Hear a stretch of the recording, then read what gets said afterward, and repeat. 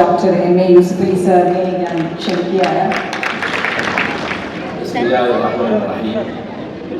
In the name of God, the most merciful, the most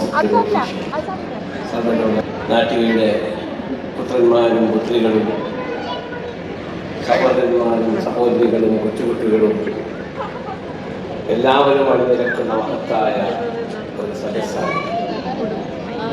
നിങ്ങളെല്ലാവരും ഈ പരിപാടിയിൽ പങ്കെടുത്തു എന്നുള്ളത് എന്നെ വ്യക്തമായ ചാരിതാർത്ഥ്യം ആദ്യമായി നിങ്ങളോട് രേഖപ്പെടുത്തുന്നു. ഒരുപാട് മഹാരഥന്മാർക്ക് ജന്മം നൽകിയ നാട്ടിലാണ്. ഒരുപാട്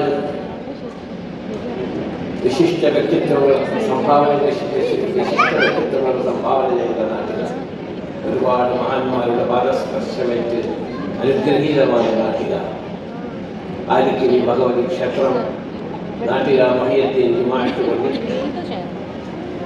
ത്രിപുര ശ്രീരാമ ക്ഷേത്രം, കൃഷിപള്ളി, അങ്ങനെ ഒരുപാട് മത സഹിഷ്ണുതയുടെ മൂർത്തീമത്വമായ മോണിമെന്റ് ആയ അമ്പലങ്ങളും പള്ളികളും കൂടി അനുഗ്രഹിച്ച നാട്ടിലാണ്.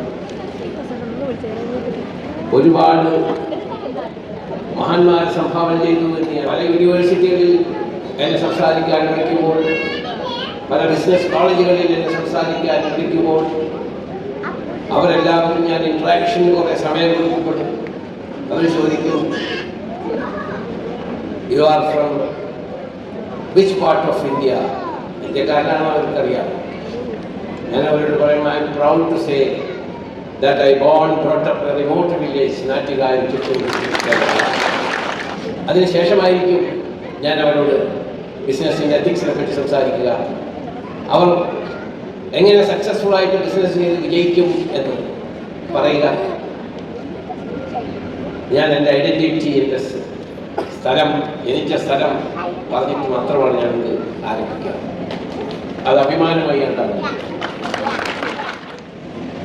അവരോട് സംസാരിക്കാറുള്ളത്, പറയാറുള്ളതും ഞങ്ങൾ പോലെയുള്ള ആളുകൾക്ക് ഇവിടെ വരുവാനും കച്ചവടം ചെയ്യുവാനും അല്ലെങ്കിൽ ജോലി ചെയ്യുവാനും അതിൽ നിന്ന് കിട്ടുന്ന വരുമാനം ഒരു ബുദ്ധിമുട്ടും കൂടാതെ നമ്മുടെ രാജ്യത്തിലേക്ക് അയക്കാനും സൗകര്യം ചെയ്തു തരുന്ന വിശാലകരായ കാരുണ്യവാന്മാരായ പ്രജാക്ഷേമതൽപരരായ ഭരണാധികാരികളാണ് ഈ ഗൾഫ് രാജ്യത്ത് വിശിഷ്യാവുന്നത്.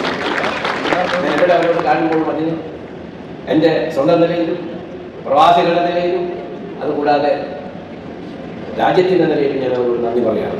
അപ്പോൾ ഞാൻ പറഞ്ഞു വന്നത്, ഈ സംഘടനകളൊക്കെ ചെയ്യുന്നത് കൂട്ടായ്മയിലൂടെ ചെയ്യുന്നത്, കൂട്ടായ്മയിൽ ഒരുമിച്ച് കൂടി അവർ സംസാരിക്കുന്നതും അവർ ഡിസ്കസ് ചെയ്യുന്നതും ഡിബേറ്റ് ചെയ്യുന്നതും അവർ രാജ്യത്ത് കൊണ്ടുപോയി നമ്മൾ പാവപ്പെട്ടവർക്കും അക്ഷരക്കും നിരാലംബർക്കും സഹായം ചെയ്യുക എന്നതാണ്. ഈ ഗൾഫിൽ ഇല്ലായിരുന്നുവെങ്കിൽ ഒരുപാട് വീടുകളിൽ ബുദ്ധിമുട്ടായിരുന്നു, തീപ്പുകയുമായിരുന്നു.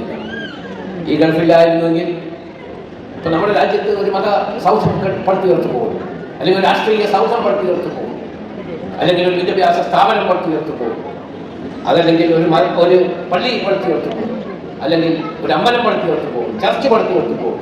പ്രവാസിയുടെ ഒരു ചെറിയ അതിൻ്റെതായ രീതിയിലും രൂപത്തിലും ഭാവത്തിലും പ്രവാസിയുടെ ഒരു സംഭാവന ഉണ്ടായിരുന്നു. അതാണ് നമ്മൾ ഈ കൂട്ടായ്മ കൊണ്ട് ഉദ്ദേശിക്കുന്നത്. അതായത് നമ്മുടെ പറഞ്ഞതിൻ്റെ അർത്ഥം എനിക്ക് മനസ്സിലായി. അവിടെ ഒരു പകൽ വീട് ഉണ്ടാക്കുന്നു എന്നതാണ്. പാവപ്പെട്ട അവശരായ ആളുകൾക്ക് മാത്രമല്ല, വീട്ടിലൊറ്റയ്ക്കായ നമ്മുടെ പിതാക്കന്മാരും മാതാക്കന്മാരും മഹന്മാരും പിതാമഹതികളും നല്ലൊരു കൺസെപ്റ്റാണ്. അവർക്ക് വന്നിരിക്കാനും ഇരുന്ന് വർത്താനം പറയാനും, അവിടെ വന്നിട്ട് ചായ കുടിക്കാനും, അവിടെ അങ്ങോട്ടും ഇങ്ങോട്ടും നടക്കുവാനും, കാലത്ത് അവിടെ വന്നിരിക്കാൻ, വൈകുന്നേരം അവർക്ക് വീട്ടിലേക്ക് മടങ്ങി പോകും. അത് നല്ലൊരു കൺസെപ്റ്റാണ്. നിങ്ങൾക്കറിയാം, ഞാനും എൻ്റെ ആദ്യമായിട്ട് ഞാൻ ഗാന്ധി ഭവനിൽ പോയപ്പോൾ എൻ്റെ ഭാര്യ കൊണ്ടിട്ട് ഞാൻ പറഞ്ഞിരിക്കുന്നവർക്ക് കഴിയില്ല. ഒരുപാട് അമ്മമാരുടെ ദുഃഖം, ഒരുപാട് അച്ഛന്മാരുടെ ദുഃഖം നേരിട്ട് കാണുകയും അവരുടെ കണ്ണുനീര് കാണുകയും ചെയ്യുകയില്ല.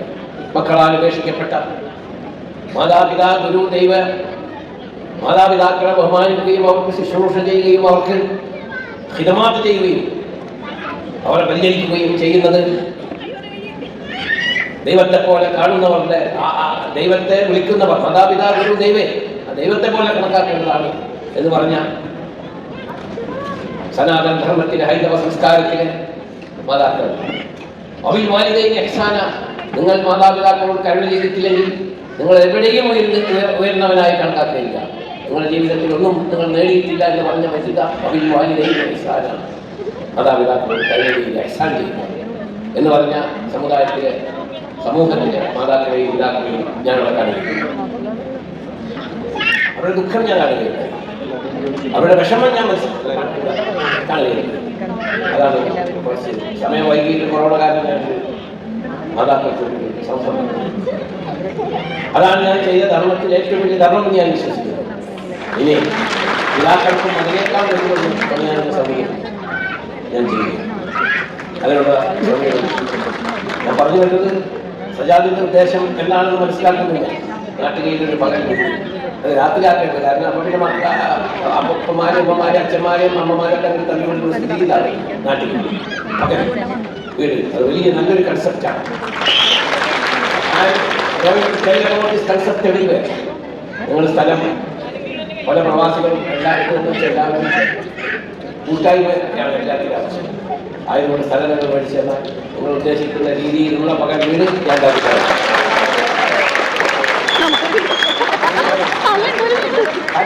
ഞാൻ നിങ്ങൾക്കും അഭിമാനിക്കേണ്ടതാണ് കേട്ടോ. ഇത് ഞാൻ സ്ഥലത്തിന് കാശ് കൊടുക്കും, അത് നിങ്ങൾക്ക് പരലോകത്ത് കൊടുത്തില്ല. ആയതുകൊണ്ട് അതിൻ്റെ സ്ഥലത്തിൽ നിങ്ങൾ സംഘടിപ്പിച്ചു തന്നാൽ നിങ്ങൾ ഉദ്ദേശിക്കുന്ന അതേ രീതിയിൽ നല്ല നിലയിൽ നമുക്ക് നാട്ടിലില്ല. ഭരണാധികാരികൾ ഈ പെട്രോളിൽ നിന്ന് കിട്ടുന്ന വരുമാനം വലിയൊരു തുക ഈ രാജ്യത്തിലെ ഇൻഫ്രാസ്ട്രക്ചറിന് വേണ്ടി ചെലവാക്കും. ഇപ്പം നിങ്ങൾക്കറിയാവുന്ന അൺഇൻട്രപ്റ്റഡ് ഇലക്ട്രിസിറ്റി, വെള്ളമുണ്ട്, എല്ലാ സൗകര്യങ്ങളും ദൈവം അല്ലാഹു രാജ്യത്തിന് ഇനിയും ബർക്കത്തും റഹ്മത്തും ഇസ്സത്തും സമ്പത്തും ഇവിടുത്തെ ഭരണാധികാരികൾക്ക് ആയുസ്സും ആരോഗ്യവും പ്രദാനം ചെയ്യട്ടെ എന്ന് ഞാൻ പ്രാർത്ഥിക്കുന്നു. നിങ്ങളും പ്രാർത്ഥിക്കണം. കരേകം സദനി പ്രാബഹുധാവതൻ, നമ്മളെല്ലാവരും പ്രാർത്ഥിക്കുന്നത് ഒന്നിലേക്കാണ് വിശ്വസിക്കുന്നത്. നമ്മളാരും വേറെ ദൈവങ്ങൾക്ക് എല്ലാം ഒന്നേവർ റബ്ബുൽ ആലമീൻ. ഞാനിപ്പോൾ ഗുജറാത്തിലെ സ്വാമിനാരായണ ടെമ്പിൾ ബാക്സ് ബഹുമാനപ്പെട്ട his highness Sheikh Mohammed bin Zayed 14 acre സ്ഥലം ഒരു ഹിന്ദു അമ്പലത്തിന് വേണ്ടി കൊടുത്തു. അതിനുശേഷം 13 ഏക്കർ സ്ഥലം അവിടെ പാർക്കിങ്ങിന് വേണ്ടി കൊടുത്തു. കാരണം ഇസ്ലാം അനുശാസിക്കുന്നത് എല്ലാവരെയും ഉൾക്കൊള്ളാനാണ്. ഇസ്ലാം സ്നേഹത്തിൻ്റെയും സൗഹാർദ്ദത്തിൻ്റെയും പരസ്പര വിശ്വാസത്തിൻ്റെയും പരസ്പര ബഹുമാനത്തിൻ്റെയും മറ്റു മതങ്ങളെ ബഹുമാനിക്കുന്ന ഒരു മതമാണ് ഇസ്ലാം. നിങ്ങൾ നമ്മളീ കേൾക്കുന്നത് ഇസ്ലാമിനെ പറ്റിയൊക്കെ തെറ്റായ ധാരണയാണ്. ഏതെങ്കിലും വ്യക്തികൾ അങ്ങനെ ചെയ്യുന്നത് കൊണ്ടോ അല്ലെങ്കിൽ കുറച്ചാളുകൾ ചെയ്യുന്നതുകൊണ്ടോ ഇസ്ലാമോ മുസ്ലിമേയും അതിന് ഉത്തരവാദിയാണ്. നമ്മൾ സ്നേഹമാണ്. അതാണ് ഗൾഫ് ഭരണാധികാരികൾ എല്ലാവരെയും ഉൾക്കൊള്ളുന്നത്. ഞാൻ എപ്പോഴും ഇവിടെ ഒരു കേസ് വന്നാൽ, നമ്മളൊരു കേസ് പോലീസ് സ്റ്റേഷനിൽ പോയാൽ, കോടതിയിൽ പോയാൽ, ഇവിടുത്തെ മഹത്തായ ഭരണകർത്താക്കൾ ചെയ്യുന്നത് അത് മുസ്ലിമാണോ ഹിന്ദുവാണോ ക്രിസ്ത്യാനിയാണോ നോക്കിയിട്ടല്ല ഇവിടുത്തെ വിധികളോ പോലീസ് സ്റ്റേഷനോ. ഹിന്ദി ഈസ് ഫ്രം ഇന്ത്യ, അല്ലെങ്കിൽ is from Bangladesh, is from Philippine, അങ്ങനെ ആണ് എഴുതുക. അല്ലാണ്ട് വേറെ മതം വെച്ചിട്ടല്ല ഈ രാജ്യം. അതാണ് ഇസ്ലാമിൻ്റെ ഭരണാധികാരികൾ വിശാലമായ കാഴ്ചപ്പാടിലൂടെ ഈ രാജ്യത്ത്. അങ്ങനെ ഞാൻ സ്വാമിനാരായണ അവിടുത്തെ ശതാബ്ദി ആഘോഷത്തിൽ എന്നെ ചീഫ് ഗസ്റ്റായി വിളിച്ചു. ഞാൻ പോയി. കാരണം മദീന പള്ളിയിൽ മസ്ജിദുൽ നബവിയിൽ നമ്മുടെ പ്രവാചകനുമായി സല്ലല്ലാഹു അലൈഹി വസല്ലം പ്രവാചകനുമായി സംസാരിക്കാൻ വേണ്ടി വന്ന ക്രിസ്തീയ പുരോഹിതന്മാർക്ക് പ്രാർത്ഥനയ്ക്ക് സമയമായപ്പോൾ മസ്ജിദുൽ നബവിയിൽ പ്രാർത്ഥിക്കാൻ പറഞ്ഞ പ്രവാചകന്റെ പ്രത്യയശാസ്ത്രത്തെ വിശ്വസിക്കുന്ന അനുയായി നമുക്ക് എവിടെ പോകണമെന്നില്ല. വേറെ ആരും പറഞ്ഞു. ഞാൻ സ്വാമിനാരായണ ടെമ്പിളിൽ രാജോചിതമായി സ്വീകരിച്ചു, സ്നേഹത്തോട് സ്വീകരിച്ചു. അദ്ദേഹം ഒരു ദിവസത്തിൽ ഒരാളെ കാണുന്നു, എന്നെ വിളിച്ചു, എനിക്ക് ചായ തന്നു. അദ്ദേഹവുമായി ഞാൻ സംസാരിച്ചു. ഈ പ്രൊഫൈൽ ആരെല്ലാക്കിയത് അത് കണ്ടില്ല. അദ്ദേഹം ചോദിച്ചു, എന്താണ് നിങ്ങൾക്ക് പറയാനുള്ളത്? ഞാൻ പറഞ്ഞു, റബ്ബുൽ ആലമീൻ നമ്മൾ എല്ലാം ഒന്നിലേക്കാണ് പ്രാർത്ഥന. നമ്മൾ ഒത്തൊരുമിച്ച് ജീവിക്കുക.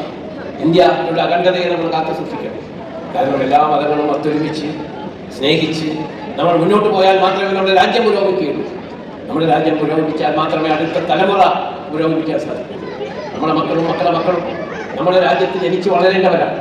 അവരെ നമ്മൾ ആദ്യമേ പറഞ്ഞു പഠിപ്പിക്കേണ്ടത് രാജ്യസ്നേഹമാണ്, മനുഷ്യ സ്നേഹമാണ്, മാതാപിതാക്കളോടുള്ള സ്നേഹമാണ്, ഗുരുനാഥന്മാരോടുള്ള സ്നേഹമാണ്. അപ്പോൾ ആ ദൈവത്തോടുള്ള സ്നേഹം നമ്മൾ ഊട്ടിയുറപ്പിക്കുകയാണ്. എല്ലാ മതക്കാരും ഒരുമിച്ച് ചെയ്യണമെന്ന് സ്വാമിജിയോട് ഞാൻ പറഞ്ഞപ്പോൾ സ്വാമിജി ഞാൻ കുറച്ച് സംസാരിക്കും. അപ്പോൾ അദ്ദേഹം പറഞ്ഞു, ഇത് സഹി ഹിന്ദിയിൽ പറഞ്ഞു, അതാണ് ശരി. ഞാൻ പറഞ്ഞു ദൈവം സ്നേഹമാണ്, അതാണ് ഞാൻ പഠിപ്പിക്കുന്നത്. കാരുണ്യമാണ്. റബ്ബുൽ ആലമീൻ, റബ്ബുൽ ആലമീൻ ലോകത്തിൻ്റെ മുഴുവൻ റബ്ബാണ്. കാരുണ്യമാണ്.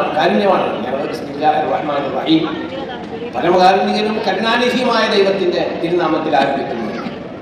അപ്പോൾ ദൈവം കാരുണ്യമാണ്, കരുണാനിധിയാണ്. നമ്മൾക്ക് പ്രാർത്ഥിക്കാൻ വേണ്ടി നിങ്ങൾ അമ്പലത്തിൽ പോകുന്നു, അല്ലെങ്കിൽ നമ്മൾക്ക് നിസ്കരിക്കാൻ പോകുന്നു, ഓതുകൊടുക്കാനും കാല് കഴുകാനും നടക്ക് ബുദ്ധിമുട്ടാണെന്ന് ചിന്തിക്കുന്നു. പക്ഷേ ഞാൻ അദ്ദേഹത്തോട് പറഞ്ഞു, അങ്ങനെ ആൾക്കാർ ചിന്തിക്കുന്നുണ്ട് സാധിച്ചു. പക്ഷെ ദൈവം നമ്മൾക്ക് തന്ന അനുഗ്രഹം വെച്ച് നോക്കുമ്പോൾ ഇത് നമുക്കൊരു ബുദ്ധിമുട്ടല്ല. ആ ബുദ്ധിമുട്ടാണെന്ന് മനസ്സിലാക്കുന്നവൻ ദൈവത്തിനോട് സ്നേഹമില്ലാത്തവനാണ് എന്ന് ഞാൻ പറഞ്ഞു. അവൻ സാധിക്കും. വളരെ സന്തോഷം. ഞാൻ പറഞ്ഞ ഒരു മുസ്ലിം അസ്സലാമു അലൈക്കും വറഹ്മത്തുള്ളാഹി, അതാണ് പറയുന്നത്. നിങ്ങൾക്ക് ദൈവത്തിൻ്റെ സമാധാനം ഉണ്ടാകട്ടെ. നമ്മൾക്ക് സമാധാനം വേണം, നമ്മുടെ കുടുംബത്തിൽ സമാധാനം വേണം, നമ്മുടെ നാട്ടികയിൽ സമാധാനം വേണം, നമ്മുടെ സംസ്ഥാനത്ത് സമാധാനം വേണം, ലോകത്ത് സമാധാനം വേണം. എന്നാലേ നമ്മുടെ അസ്സലാമു അലൈക്കും എന്ന് പറയുന്നതില്ല അതിൻ്റെ അർത്ഥം ശരിക്കും മനസ്സിലാക്കും. ഞാൻ പറഞ്ഞു വന്നത് ആ വിശ്വാസവും സ്നേഹവും കാരുണ്യവും ഉണ്ടെങ്കിൽ ഈ പത്തനാപുരം മാതിരിയുള്ള സ്ഥലം ഉണ്ടാവുകയില്ല എന്ന് പറഞ്ഞ് മനസ്സിലാക്കാൻ വേണ്ടിയിട്ടാണ്. അപ്പൊ ഈ പകൽ വീട് രാത്രി വീടാക്കിയൊക്കെ മെസ്സേജ് ആണ്, അത് പ്രത്യേകം പറയാണ്. അപ്പോ നമ്മൾ Nattika Mappila school, Nattika government fisheries school, അതിൽ നിന്നൊക്കെ അതിൻ്റെ ബാലപാഠം എനിക്ക് സംസ്കാരം പഠിപ്പിച്ചത്, എനിക്ക് സ്നേഹം പഠിപ്പിച്ചത് എൻ്റെ വലിയയാണ് മർഹൂം കുഞ്ഞാമുഹാജി. അദ്ദേഹത്തോടൊപ്പമാണ് ഞാൻ വളർന്നത്. അദ്ദേഹം പഴയ കാലത്തുള്ള നമ്മുടെ വലിയപ്പന്മാരൊക്കെ അധികം വിദ്യാഭ്യാസമില്ലാത്തവരായിരിക്കും, പക്ഷെ അവർ ഫിലോസഫർമാരായിരുന്നു.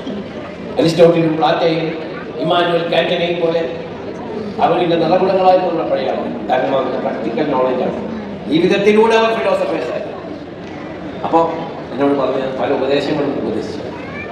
അതിൽ ഏറ്റവും വലിയ ഉപദേശം ഈ പാവപ്പെട്ടവർക്കും മത്സരത്തിന് നിരാലംബർക്കും, നീ ഒരു പക്ഷേ വലിയ ആളാവാം, ഞാനും എൻ്റെ വല്യമ്മയും എന്നിട്ട് എൻ്റെ ഗ്രാൻഡ് മദർ, എൻ്റെ വല്യപ്പയും എന്നോട് പറഞ്ഞു, ഞങ്ങൾ പ്രാർത്ഥനകളുടെ പ്രാർത്ഥന ഞങ്ങളോടൊപ്പം നിങ്ങൾ വളരുകയാണ്.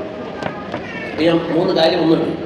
നീ എത്ര വളർന്ന് വലുതായാലും മറ്റുള്ളവർ ചെറുതാണെന്ന് ധരിക്കരുത്. ഞാൻ എപ്പോഴും പറയാറുള്ളതാണ്. കാരണം ഇപ്പോൾ പുതിയ ജനറേഷനിലേക്ക് പഠിപ്പിക്കാൻ അതേ ഉള്ളൂ എനിക്ക് പകർന്നു കിട്ടിയത്. അബൂബക്കർ സിദ്ദീഖ് റളിയല്ലാഹു അൻഹു പറഞ്ഞു, നിങ്ങളിൽ നിന്ന് പഠിച്ച നല്ല കാര്യങ്ങൾ നിങ്ങൾ അടുത്ത തലമുറയിലേക്ക് പറഞ്ഞു കൊടുക്കുക. അവൻ്റെ വലിയപ്പനോട് പറഞ്ഞു, നീ എത്ര വലിയ ആളായാലും മറ്റുള്ളവർ ചെറുതെന്ന് ധരിക്കരുത്. മറ്റുള്ളവരുടെ മുന്നിൽ ഇപ്പോൾ ഞാൻ പല ഭരണാധികാരികളിലേക്ക് പോകുമ്പോൾ ഞാൻ വളരെ ചെറുതായവനായി അവരൊപ്പം തന്നെ ആയിരിക്കില്ല. കാരണം മഹാന്മാരും ഭരണാധികാരികളാണ്, അവരെ പിടിച്ചിരിക്കാൻ മാത്രമേ നയിക്കുകയുള്ളൂ. ഒരിക്കൽ ഞാൻ ബന്ധപ്പെട്ടു പോയ ഷിസായി അവരുടെ ആ സമയത്ത് ഒരു ലോകം മുഴുവൻ അറിഞ്ഞിട്ടില്ല. ഒരു ഷോപ്പ് പോലെ അഡ്വർടൈസ്മെൻറ്റോട് തുടങ്ങിയപ്പോൾ ഞാൻ അതിനുശേഷം ഞാൻ പിന്നെ ഇടയ്ക്കിടയ്ക്ക് അദ്ദേഹത്തെ കാണാൻ പോകും. എന്നോട് പറഞ്ഞാൽ എല്ലാ മാസവും പ്രാവശ്യം എന്നെ കാണാൻ വരുന്നത്. ആ സ്നേഹമാണ് ഇപ്പോൾ ഞാൻ ഷെയ്ഖ് മുഹമ്മദ് ബിസായിദ് അവരുമായിട്ട് അതേ സ്നേഹമാണ് ഞാൻ എല്ലാ മാസവും ഒരു ദിവസം അല്ലെങ്കിൽ 2 ആഴ്ച മുമ്പ് ഒരു ദിവസം അദ്ദേഹത്തിൻ്റെ മജീസിൽ പോയി ഗസയിൽ പങ്കെടുക്കുകയും ലാഭം ചെയ്യാം. ഇപ്പോഴും ഈ കഴിഞ്ഞ 2 ആഴ്ച മുമ്പ് ലാവോസിൽ പോകുന്നതിന് മുമ്പ് ഞാൻ കയ്യിലുണ്ടായിരുന്നു. എൻ്റെ മക്കളെയൊക്കെ കൊണ്ടുപോകുന്നത്. അപ്പോൾ അവരുടെ മുന്നിലൊക്കെ നമ്മൾ ചെറുതാണ്. ആ വലിയതായി എന്ന് എൻ്റെ വലിയ പറഞ്ഞു, നീ വലുതായി നീ വലിയ ആളെന്ന് ധരിച്ചാൽ അന്ന് മുതൽ നിന്റെ കാഴ്ച നീ വലുതാവുമ്പോൾ ഒരിക്കലും നീ മനസ്സിലാക്കരുത് നീ വലിയവൻ മറ്റുള്ളവർ. അത് കേട്ട ബിഷപ്പ് പറയുന്നു, ഞങ്ങളുടെ ബൈബിളിലും പറയുകയാണ് ക്ഷമ. അപ്പം എന്നെപ്പറ്റി എന്ത് പറഞ്ഞാൽ ഞാൻ അതൊക്കെ ക്ഷമിക്കുകയാണ്. കാരണം ഞങ്ങളുടെ പ്രവാചകൻ സ്വന്തം മാതാവിൻ്റെ സ്ഥലത്ത് പോയി തൈഫിൽ, അവിടെ ചെന്ന് കല്ലെറിഞ്ഞ് രക്തം ചിന്തിയപ്പോൾ ജിബ്രായീൽ എന്ന ക്രിസ്തീയ സഹോദരന്മാർ വിളിക്കുന്ന ജിബ്രീൽ അലൈഹിസ്സലാത്തു വസ്സലാം എന്ന് മുസ്ലിമീങ്ങൾ വിളിക്കുന്നു. ജിബ്രീൽ അലൈഹിസ്സലാം വന്നിട്ട് ചോദിച്ചു, പ്രവാചകരെയാണ് പറയുകയാണെങ്കിൽ ഞാൻ ഈ റൈസ് മണി അടിമോൾ മറിച്ച് തരാമെന്ന് പറഞ്ഞു. അപ്പോൾ പറഞ്ഞു, വേണ്ട, അവർ ഞാൻ ക്ഷമിക്കുന്നു, അവർ ചെയ്യുന്നത് എന്താണെന്ന് അവർ അറിയുന്നു.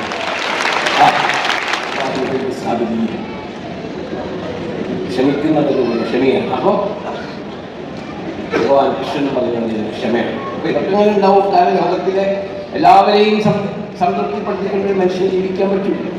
എല്ലാവരും സംതൃപ്തിപ്പെടുത്താൻ ആർക്കും സാധിച്ചിട്ടില്ല, പ്രവാചകന്മാർക്കും സാധിച്ചിട്ടില്ല.